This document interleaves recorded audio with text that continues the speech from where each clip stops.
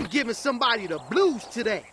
So this is kind of weird. Even though we had this massive content dump the other day, which is yesterday, we still have the weekly trailers to deal with. Now, I'm on the fence whether or not I will cover every single one because we pretty much know everything. I literally uploaded like a 40-minute Yoshimitsu move list breakdown.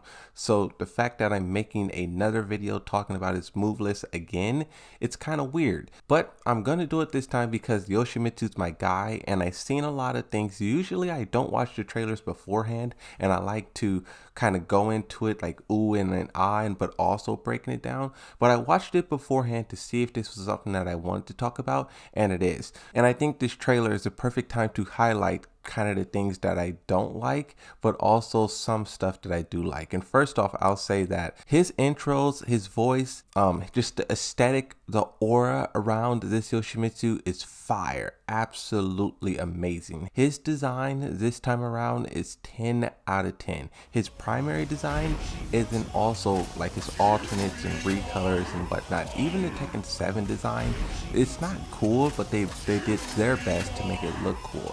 Now this right here, I like this because like it just captures the real samurai aspect. What I really like about Tekken 8, bro, they give us so much development from these characters that we haven't seen in a long time. Just the little that we know about his bio and what he's going to be doing in Tekken 7 or Tekken 8 is just the biggest transformation we've seen in a very long time. And it's like, this is all I've been asking for. It's just a little bit of development. He does something right off the back that's pretty interesting. He does forward 3. You have the new edition where you could go in the helicopter stance after. You block it, it now has big plus frames and allows Yoshimitsu to go into the helicopter stance. I don't kind of like this though because this would be cool if his 4 animation was normal counter hit, but it activates heat. Like he has a lot of things out of this that activates heat, and I feel like that takes away a big aspect of the mind games here because you know I just don't like the idea of being forced to trigger heat. I like being able to choose whether or not you want to use it, not you having to use it, because what's really intimidating about this Yoshimitsu stance is his unblockable grab, which I haven't seen in action. It's probably still there, but I haven't seen it now that I think about it. So I know they nerfed a lot of his grabs or his unblockables, so that may be gone. But what's really intimidating by this is one, that unblockable grabs are high, but then two, a lot of his mids is counter hit launchers, but now it's just like his mids activate heat. We're not really scared of that right now. Who knows, maybe as Tekken 8 develop, we will be scared of it. Like look at this. This is not terrifying at all. Most people will try to block this from Yoshimitsu. Can you sidestep it? She does try to sidestep, so it tracks a little bit, but this is not intimidating. When Yoshimitsu's in helicopter stance, this is the last move you're worrying about, and the fact that they're showcasing this, it just shows how, like, I don't want to say weaker. I'm really hesitant to not say weaker because we don't know the full capabilities of heat with Yoshimitsu yet, so it could be powerful, but it's just different, bro. The counter hit is what you really feared, the unblockable, so that's gone now. And then I think this is a new follow-up, or maybe this is not. So I think this is forward 1+2. Instead of it being the double hit that in Tekken 7 they made it a launcher, now you have this. And it which is really interesting, it pancake flips. You couldn't see this just from watching this move list, but that's interesting. Now, of course, you can't loop it in open space because look at the space right there. But if you're doing this at the wall, you probably can do a forward 1+2 and loop it over and over again and pancake flick for some kind of oki, right? Now, here you have Yoshimitsu doing this big spike. This is his new up, forward, back 1+2. And he still has this other unblockable, which is now 1-3. So they kind of switched around his inputs. But this one, you guys may have seen the video from IMOP or the tweet from iMusician, where I think there's also a tweet from IMOP as well. But basically, this is a callback Tekken 6, his ending, where his sword is corrupted and then he does like a big slash. So I like that callback. It looked like it has plus frames, but Nina immediately tries to WoW stand and punish this, so it's probably neutral or something like that. Yoshimitsu blocks that, and then he does his normal 2-1. Now in Tekken 8, you can put your sword away, and then you could do like some more crazy stuff after. That's pretty. I think that change is pretty cool. Allow Yoshimitsu to put his sword away after. I like that. Blocking that.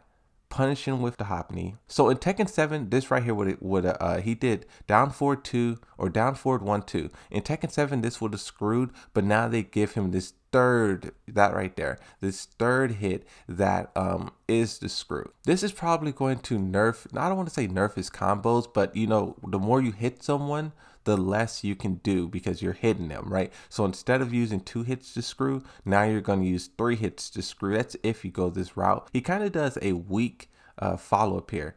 This is also something new. This is a 4-1, and then I can't remember the input for that, but that's a new string as well, which is kind of just the way they show it here. It doesn't look as cool. I wonder what's going to be the real like combo for Yoshi. Of course, you know, iMusician is going to figure it out and then we'll all follow, you know. So this is pretty fire right here. So this hitbox is now crazy. They're probably going to change this because look, Yoshimitsu, yes, he's activating the sit down, but he's not even sitting down yet. He's just standing. So basically what this is telling every Yoshimitsu on the planet is this hitbox is busted. Rage arts, you can, you know, clip through it. Attacks, you can clip through it. Heat attacks, you can clip through it.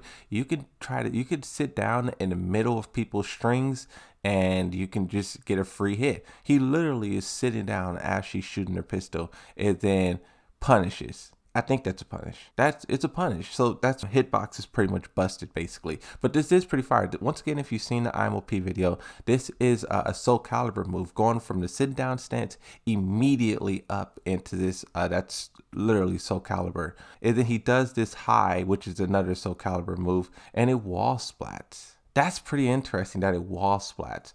I don't know if there's any other thing from Yoshimitsu that wall splats in this situation. So they're showing us why you would want to use this attack over the others. And that's the thing too. It hits you and it keeps hitting you. See, you see how it carries her to the wall? So that does have some good utilization there. It looks like you do 2, 1, reflips her on the wall. He goes into King Cha, and then he does that's forward 1 or that's forward 1+2. I can't remember the input right now, but another Soulcalibur move, and he gets big damage. Of course, Yoshimitsu's like to do the King Cha, you know, 1+2, 1+2. So this may be the new variation of that, where instead of doing King Cha and then you end back turns, you do this for the pancake flip. And don't get me started with the pancake flip. His forward, down, forward was changed, bro. That input change is going to allow him to do crazy things at the wall easier, because Yoshimitsu always had the capability, at least in Tekken 7, to do crazy things at the wall, but it was locked behind some kind of execution. Of course, it's not the biggest execution in the world, but you have to have some kind of skill. And now any Yoshimitsu will be able to do that insane iMusician Oki, right? Like we just talked about that forward 1+2 flipping. And this situation is exactly what I'm talking about, where you will start seeing the Yoshimitsu doing that and trying to, you know, pancake flip before mix up. Arsena T had a clip about this, his intro with Brian Ferry and Yoshimitsu. Highway Mania tested to see if you can actually do this in the game. I believe it was like Tekken 5 or something where the clip comes from. But this is just pretty funny how you have this intro where Yoshimitsu's blocking all the bullets. This is pretty fire, by the way. But then he tries to hit Brian Ferry, right? But you can't actually do this in the game. That was just really cool that they tried it, and I like that. This is another interesting change. The low unblockable basically got nerfed here. Instead of it launching you on your head, now it is the screw itself. I believe the snake edge from Brian Ferry is the same way. Lily, her snake edge. Basically a lot of low launchers is like this. So it's no surprise that they did this to one of Yoshimitsu's most dangerous lows, which is like this, right? So he does the low unblockable, and then he puts his sword away, which is this new animation where he goes down, you can evade highs.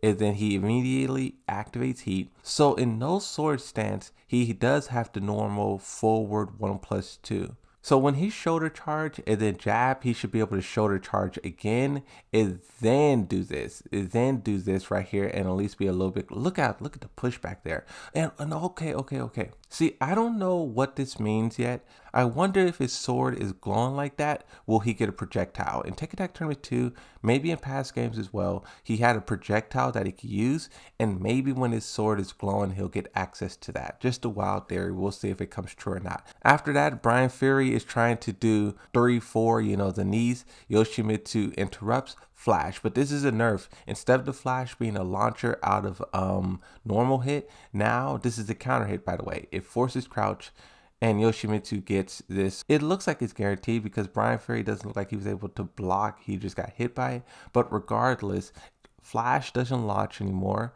And then Yoshimitsu does this. Now, I don't like this. If you've seen my 40-minute Yoshimitsu breakdown, I really do not like the back 2-2 activating heat. I think that is going to wildly change the way this move is used. There's a lot of moves that now activate heat, and I think we're going to see the move change. Like the move's going to completely change in the way that it's being utilized, and this is one of them. The mix-up opportunities that you can do with this, where you're just playing around with just back two, is gone now, because the whole threat is I'm just using back two. I could do back two King Cha, I could do back two 2, I could do back 2-1, but now everyone knows if you do back 2-2, you're activating heat, and you're basically going to be wasting a huge resource, and people are probably going to call your bluff and say that you're not going to do that, right? So it's kind of like revealing a Yoshi's hand before he even does his move. So that's his, once again, that's his new forward 1+2 right there. He does it as a whiff punish, once again, activate heats.